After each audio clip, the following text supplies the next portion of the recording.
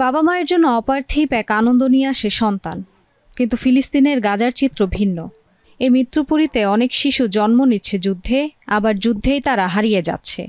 ১৩ মাস আগেই যুদ্ধের মধ্যেই গাজা উপত্যকায় প্রথম সন্তানের জন্ম দেন আফনান আল গানাম, কিন্তু ইসরায়েলের বর্বর হামলায় সেই সন্তান সহ চলে গেলেন মাও। সে আমার প্রথম সন্তান। যুদ্ধের এক কঠিন সময়ে সে জন্ম নিয়েছে, যুদ্ধেই শহীদ হয়েছে।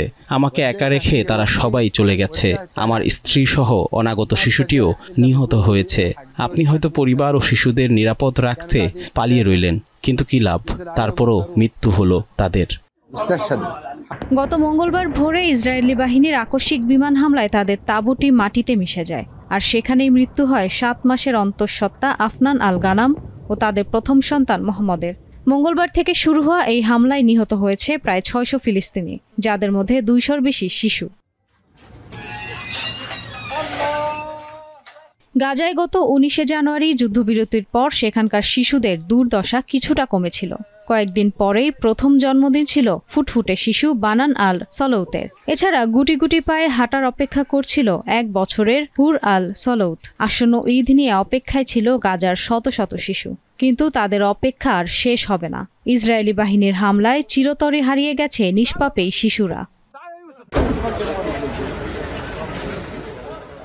১৭ মাস ধরে চলা ইসরায়েলের নির্বিচার হামলায় ফিলিস্তিনের উপত্যকাটিতে প্রাণ হারিয়েছে প্রায় ১৮,০০০ শিশু।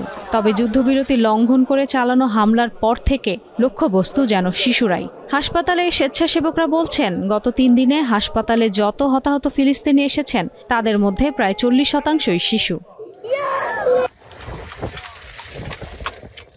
সেখানকার শিশুদের পরিস্থিতি নিয়ে জাতিসংঘ বলছে, গাজায় একটি প্রজন্ম মানসিক আঘাতে জর্জরিত হয়ে পড়েছে। শিশুদের হত্যা করা হয়েছে, তাদের অনেকে অনাহারে কিংবা প্রচণ্ড ঠান্ডায় মারা গেছে। কিছু শিশু প্রথম শ্বাস নেওয়ার আগেই ছেড়ে গেছে পৃথিবীর মায়া। ১৯ জানুয়ারি যুদ্ধবিরতি শুরুর পর ২ মার্চ দ্বিতীয় রমজান থেকে গাজায় ত্রাণ সরবরাহ বন্ধ করে দেয় ইসরায়েল। জাতিসংঘের শিশু তহবিল ইউনিসেফ জানায়, উত্তর গাজার ২ বছরের কম বয়সী শিশুদের ৩১%ই তীব্র অপুষ্টিতে ভুগছে। সেখানে অপুষ্টির কারণে শিশু মৃত্যু ব্যাপকভাবে বেড়েছে। এছাড়া গাজার ৯০%-এর বেশি শিশু সংক্রামক রোগে আক্রান্ত। গাজায় ইসরায়েলি আক্রমণের ফলে শিশুদের ওপর মারাত্মক মানসিক আঘাত নেমে এসেছে। যুদ্ধবিধ্বস্ত এই উপত্যকাটির শিশুরা মনে করছে তাদের মৃত্যু অত্যাসন্ন। এই নির্মম মানসিক ট্রমা থেকে শিশুদের বের করে আনার দায়িত্ব নেবে কে?